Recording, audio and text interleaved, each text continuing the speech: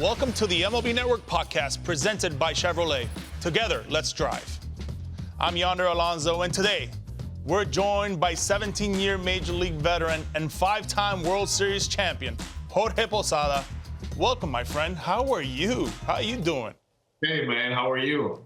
I'm doing fantastic. I just want to know the biceps. I mean, dude, it looks like you can just, you just got off catching 9 innings. It's the camera. The camera adds, a little bit more. There you go. Better over here with a promotion. Man, you look amazing. Tell me about your hobbies. What's going on in Posada's world down in South Florida? Well, Yonder, I try to maintain. That's the biggest thing. I go to the gym at least 3 times a week, and then play golf with you, with Anibal Sanchez, and a few of the guys that live down here, Martin Prado, and it's been good for being down in South Florida, and obviously the weather, and I'm enjoying myself, and retirement's been good.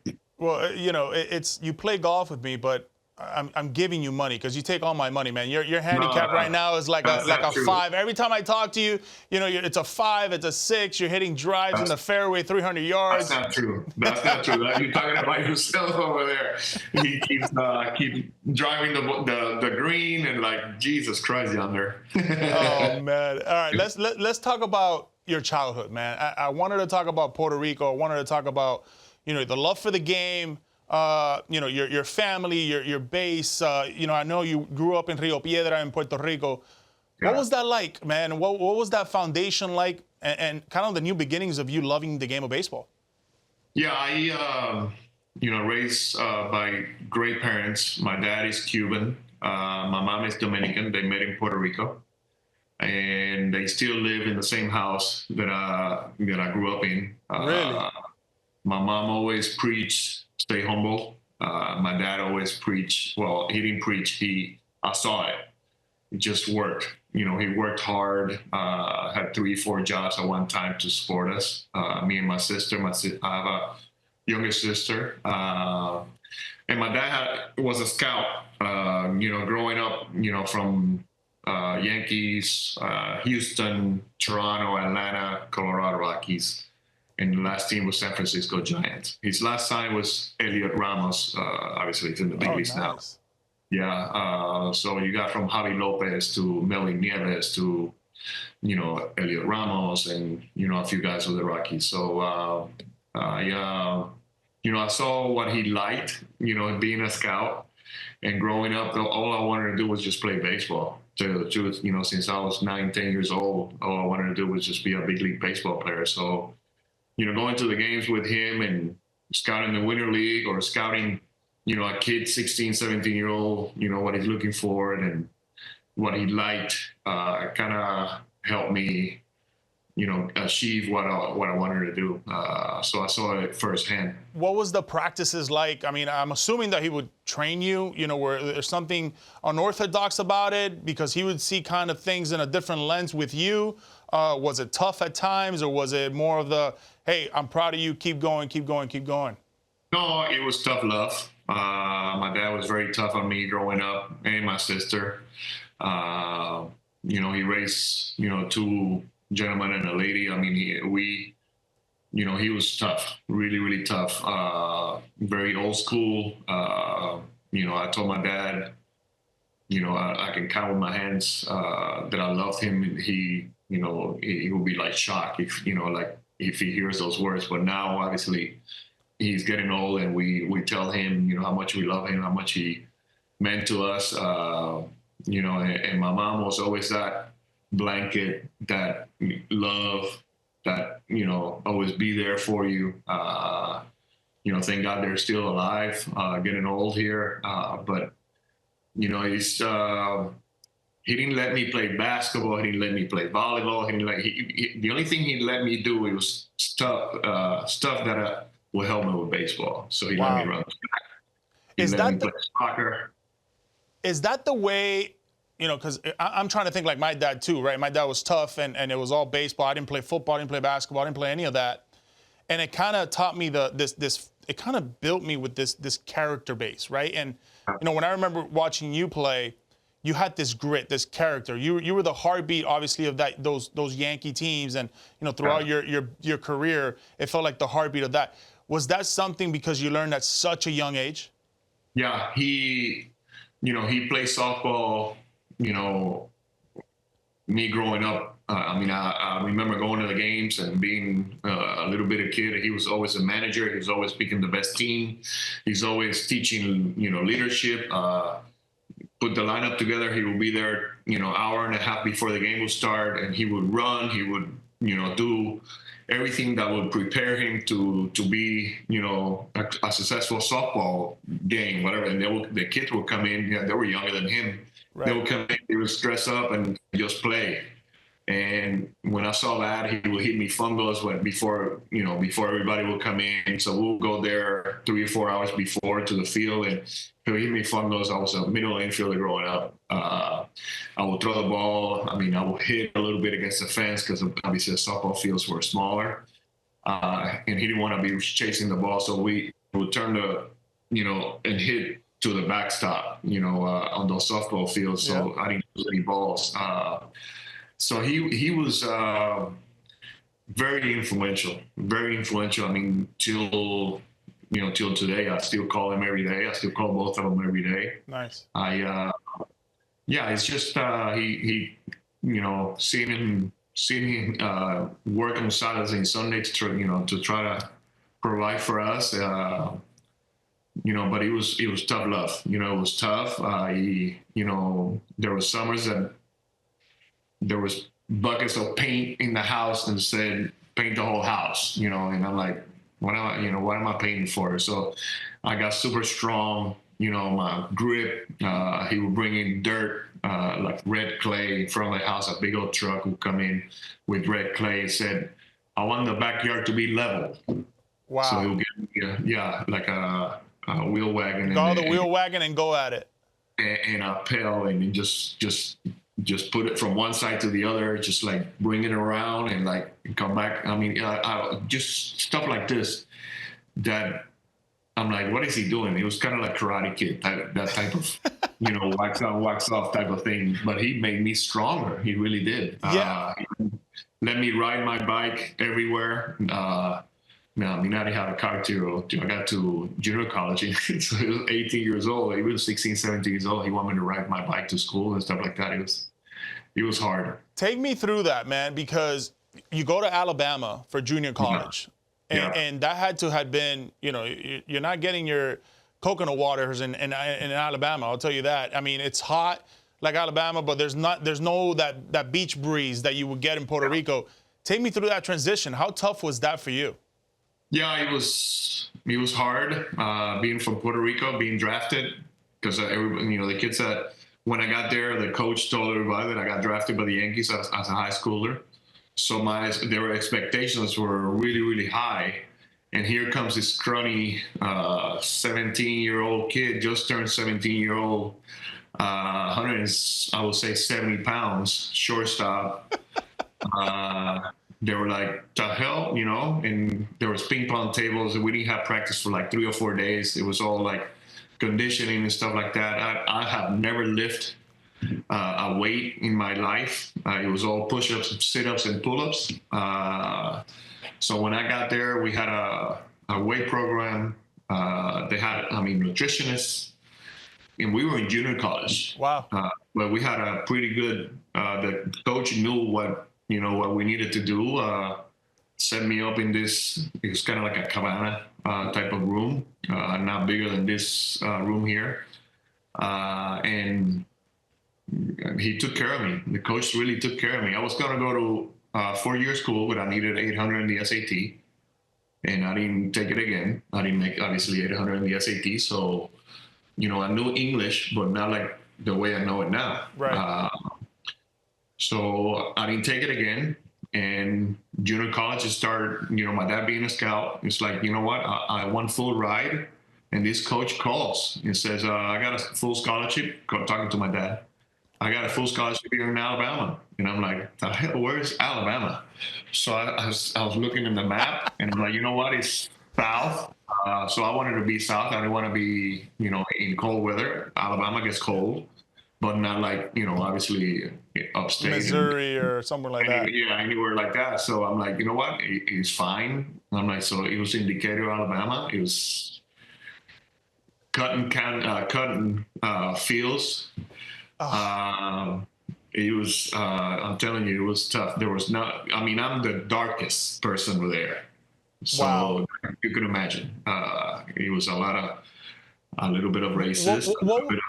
What was that transition like when you were there, though, when you figured out, okay, I'm going to go from middle infielder, shortstop, to then catcher, right? Or did that start a little bit later? Yeah, catcher came after I signed. So after you signed, so they signed you still as a middle infielder. Yeah. When did that transition come around? When did that say, okay, we got to put him behind the plate? Yeah, I made the mistake of, we were in summer school, and there was summer, those summer travel leagues. Yep. So the catcher did not show up. And I'm like, we had a pretty good team. It was called the Hartsel Expos. And the pitcher, we had a pretty good pitcher that pitched in the minor leagues. And I'm like, you know what? I can catch. I caught my dad pitch softball. I caught before. So I strapped it on and I got behind the plate. And the scout of the Yankees was there that day. Okay. And they were following me because I was drafted and then I was followed because I didn't sign. That's right. So before the draft of my second year, this is in between my first and second year of junior college. They saw me again. They saw me catch, and the scout was Liam Worth. He says, "I didn't know you could catch." I said, "No, I'm not a catcher. I'm a middle infielder. I can play anywhere else, but I'm not a catcher. So, but you look pretty good back there." And I'm like, "Oh man." Troubles. So in the report, I just saw Jorge Posada catch, and so it was I'm watching throw it, but I didn't want to at the beginning. I didn't want to catch. After 1991, I played everywhere. I played second base in Oneonta, my first professional season. With it was single A. I was second base, and then my second year, I played third. I played first. I DH, and they were like, my third year of minor league. They were like, "We want you to be a catcher before the season starts. We want you to be every day. We're gonna jump you." It was bound to happen. Prince William, and I remember Mark Newman, rest in peace. He said, "You want to go to the big leagues?" And I'm like, "Yeah." They said, "This is the fastest way you're gonna get there, and we see you as a catcher. I think you're gonna be a catcher." Was it always the no batting gloves? And if that was the case, how did that come about, man? Like, was it just because you didn't have batting gloves in Puerto Rico, or what was it like? I use batting gloves with aluminum bat. When I started using wood, for some reason, I just didn't like. I like the feel of the tape with the dirt and the pine tar and the rosin. That feeling. Just stop using batting gloves. I tried. Yeah. I was in Scranton and it was like 20, and it was cold. So I put them on in the on deck circle. This is in AAA, and before I got to the plate, I took them off. I just couldn't do it. Couldn't do it. My hands really they don't get cold. If I'm warm, my hands are warm. So I just like the feeling of the dirt and the pine tar and the bat and the tape, just very sticky. It just felt good. Take me through the friendships of the minor leagues. A lot of people, everybody can talk about what you did in the big leagues. The big four that you guys had and those great years you guys had. I want to ask you more about the friendships and those times, how they kind of developed to get to the big leagues where they were. How was that like with all those guys? Yeah, I saw Mariano in '91 Instructional League, but I thought it was an outfielder because he was running around in the outfield catching balls, big gloves, shagging, because he had Tommy John. So I didn't know he couldn't throw the ball in. So he would take his glove off and throw it left-handed. but he was shagging faster than anybody in the outfield that I saw. And we had some guys that were the Carl Everett's and the Jovino Carvajal, Yeah. and we had some fast guys, and he was faster than those guys. So I didn't think he was a pitcher. Obviously, very skinny, very raw. Never saw him throw till I think it was '92, but he stayed. He stayed in '92. I went to Greensboro, and he stayed in the minor league because he was still. So I didn't see him till '94. Derek, I saw in '92 in September after he signed. So first pick, he's coming in later that year. They're trying to promote him because he had a great offensive but not too good defensive. So they wanted to kind of like help him out a little bit more positive because he had a few errors and stuff like that that year. So they kind of promote him to Greensboro because we had a pretty good team. Okay. So I got to see him, and Derek is, if I was skinny, he was, Jesus Christ, 140 pounds and 6'3". I'm like, what the hell is this guy? What is he doing? He didn't wear the hat the way we wanted to. The hat was kind of like up right here. He had his hair a little bit like shaggy right back here. And I'm hating because he's the first pick, so Derek Jeter's coming in, and I'm like, but then he starts playing. He gets the ball over the second baseman, does spins, throws the ball, holds the guy out, and I'm like, all right. And he's pretty good. Yeah, he gets on the hole, and he doesn't do the jump, but he kind of like throws it really, really fast. I mean, he had a cannon. Yeah. And I'm like, you know what? This kid is pretty good. He was just quick. Tall, but he was very quick, very agile for that, how tall he was. Always catch the ball with two hands. That's one thing that I remember from me. He always catch the ball with two hands. Even in the hole, his hand was always around. Right behind it or around it, yeah. Yeah, around the glove. I mean, later on, he obviously developed, but when he was younger, it was always two hands. And he hits a homer to right center. I'm like, all right, you know what? This kid is very good. Strong, lanky, just very strong. I mean, and then Andy I saw since '91 in Oneonta, New York. We were the only two teammates that got, from that team in Oneonta. We were the only teammates that got to the big leagues that year. Wow. I was two. Yeah. Until later on, the rest of the guys showed up. Everybody, yeah. Huh. Mariano and Andy got there in '95. Derek got there in '95, a little bit here and there. And I got there in '95, in September '95. The farmer's dog thinks about your dog every day because their goal is to help them live a long, healthy life. Their food is developed by a team of board-certified vet nutritionists. Unlike most pet foods, the farmer's dog is made to human-grade standards. It's gently cooked without the ultra-processing and portioned for easy weight management. Because sure, good ingredients matter, but the best recipes call for so much more. Get 50% off your first box of the official pet food of Major League Baseball at thefarmersdog.com/MLB. That's thefarmersdog.com/MLB. I wanted to ask you always, even when we play golf, your favorite moment, favorite career moment. Obviously we can talk about the Pedro double, game time double. The All-Star game when you're walking into the line with your son. Yeah. But give me one that maybe nobody may talk about that be like, oh wow, I remember that time. Yeah, I think there's a few. There's not only one moment. There, when you go out through, you win 5 championships. Obviously, the first one I was in the bench in '96, '98. We had an unbelievable year. But you remember the teammates that you won with, right? And that's what you remember. As an individual, I think being called up was very special. Being called up in September, doing the run, Don Mattingly's last year, we had a tough time with Seattle, but it was good to see the way everybody prepared. Seeing the playoffs, how bad that, the bad taste in your mouth after losing, the way you got grown-up people crying in the plane. So that, and then you see '96, what it took to win, the little things here and there sitting in the bench, you can take it all in.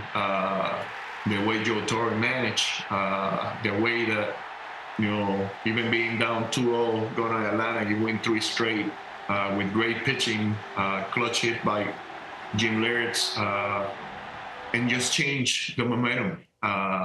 It doesn't matter if you're away or you're home. Anything, a little, defense play, a little hitting in the clutch, just the momentum kind of changes and it goes in your way or their way. So it was kind of cool. 97 was tough. But if I'm going to say one thing that put me in the map was probably the perfect game in 98 with David Wells. The perfect game. Yeah. Me catching the perfect game. Now the organization's like, oh, well, he's not only a hitter, he can call a good game. He obviously throws the ball good. So he helped me get more playing time. Take me through that time, that perfect game. Did you feel it, in the beginning, like, hey, David's got some good stuff? I still get chills because you're talking about David Wells, a guy that was always, very controversial, especially in New York. But I'm talking about one of the toughest and one of the most weapons that I had as a pitcher in my whole career. He had 5 pitches, and he had a rubber arm. David Boomer threw 94, 95 with a nasty sinker, cutter, 4-seamer, big old curveball, and then his changeup. Yeah. You had to get him. You couldn't call it early because he would throw it too hard. So we had to wait like 4th, 5th inning to start calling. Got tired, and he would get it over.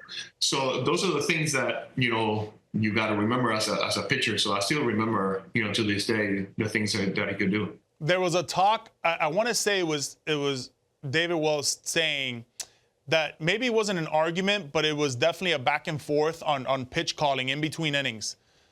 It had to happen a lot with you, just so many pitchers that you've had to catch, but especially him, right? In a perfect game like that. Did any of that happen? Yeah, I doing that. He still calls. He still says that you call a great game because he said that he wasn't feeling good because he went out the night before. They say that he went out drinking the night before. So I would say 90% of that game. Wow. Yeah. He really didn't like checking off because he wanted to throw the ball fast. So if he shook, it's kind of like changing the momentum or his pace.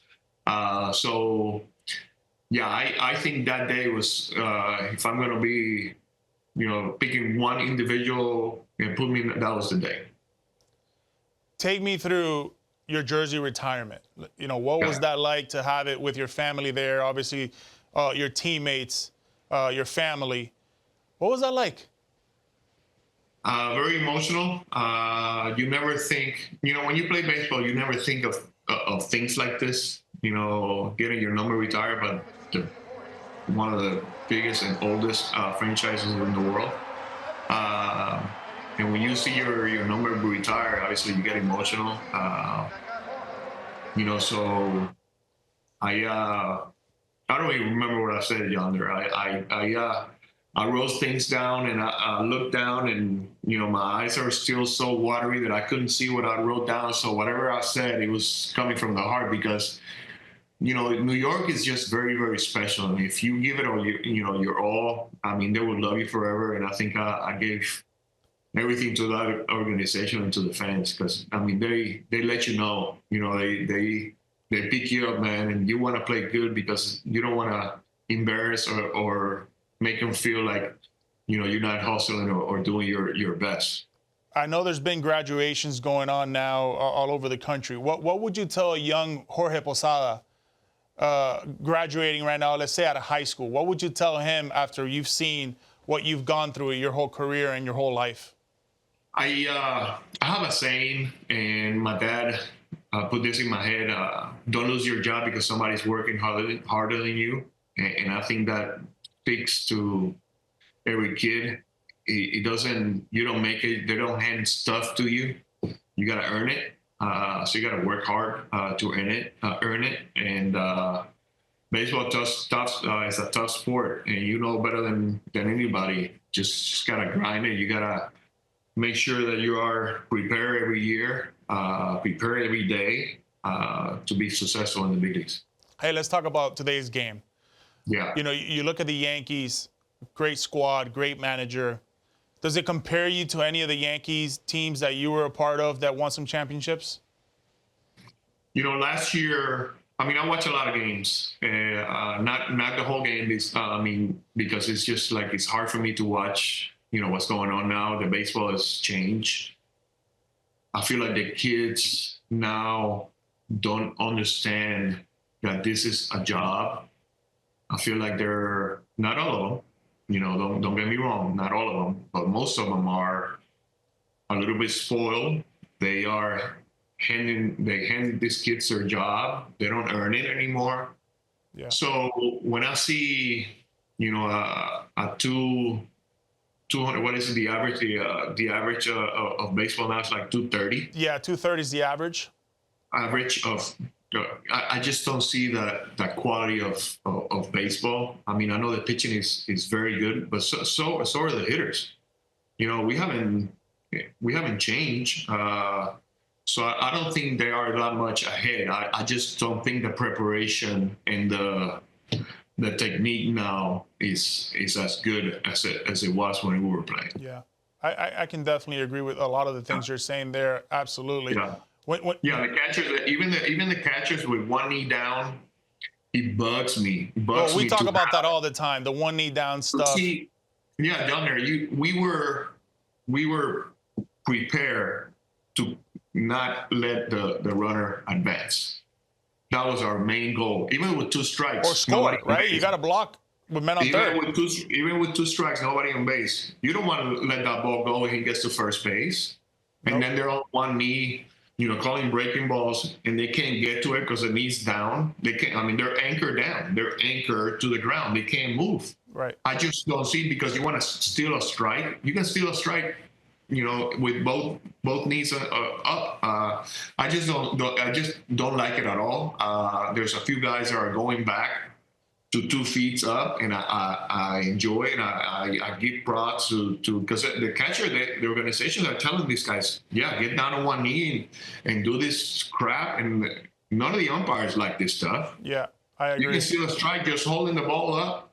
I mean, instead of doing all this crap, just show the ball, present and frame it. Strike, and you just make it look pretty. He looks horrible. He looks horrible back there. Yeah, I always say good Puerto Rican catchers, and it feels like all Puerto Rican catchers are great, but how soft you guys are. Yeah. You guys present it, but there's an art to the softness of it. Sometimes, you know, people would say, I love a catcher's mitt that really sounds and really, but you guys were very like soft and stick it to it. Soft, you know, and receive it and present it. Not you know, slap it and try to steal a strike. I mean, we can steal a strike, just me moving like this, and I go like that. Move your hips. That's a strike. If I go like this, you know, it's a ball. So, you know, the movement of the body and getting behind the ball is presenting a strike, and it fools him more than this crap. That's right. You know? Yeah. Let's talk offense. You know, Aaron Judge, there's a lot to talk about. There's a lot to love. Who does he remind you of? Maybe like a guy like Dave Winfield, or maybe exactly who I was gonna say. Dave Winfield was more of a, you know, just like a line drive center field. He was so strong that the line drive would just keep going, and that's the way Judgy is. Yeah. But Judgy has a little bit of uppercut that he creates, but he still makes contact. He's so strong that if he hits a fly ball, it's a home run. That's pretty much it. You know, we hit a fly ball, and our balls, you know, catching in the warning track. So he hits a fly ball. Yeah, he hits a fly ball keeps going. And it's just like very, you know, he's solid. He's very, everything's on time. I mean, you can tell he's prepared. He knows what they're trying to do to him. If they don't call that ball that is maybe a ball low, you're in trouble. Yeah. Because that's a ball that gives him a lot of trouble. So he doesn't swing at it because he knows he wants the ball a little bit higher. But if they start throwing sinkers to him, they call that pitch that is a ball. they call it a strike, he's in deep trouble. So that's the one that gives him trouble the most. Who is the best catcher in the game right now, in your eyes? Oof, talk about JT, talking about the kid in Bailey in San Francisco. I think defensively, I think the kid in San Francisco is the best. Patrick Bailey? Bailey, yeah. I just like the way he receives. He really is not a big, slapper. Ohapi is very good back there. Yes. I like a few. I mean, Salvador Perez is still, doing unbelievable. But I think the best one right now that I like, I just like the guys that keep the ball in front, man. That ball doesn't never get back to the backstop. They swerve, they prepare, they know they're trying to break ball, they're gonna block that ball. You call a breaking ball, you should be prepared to those guys that are throwing it. Even you should tell those guys, throw it in the dirt, and that's a challenge. And right now, he doesn't. I mean, trying to pick it, it bothers me. I got one more for you before I let you go. The most games you caught was 136. Yeah. Today's day and age, not many do that. How much pride did you take going out there every single day and being behind the dish? I wanted to play. I was a miserable guy in the bench, and I think Joe Torre put me out there a lot more because I drove him crazy. Are you more miserable when you bogey or when you're on the bench?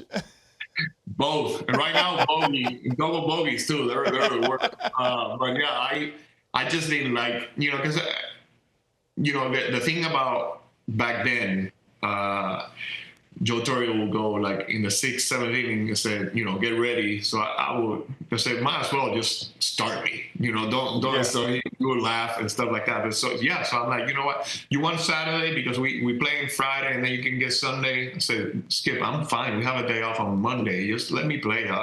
I'll be fine. No, I need you, during the off, during the playoffs and stuff like that. He was always trying to protect me and help me. Jorge, it's been an absolute pleasure, man. I hope we can do it again sometime. Thank you for coming by. You've been fantastic. Thank you, Yonder. All the best. Thank you, guys. I'll see you in the course. Yes, sir.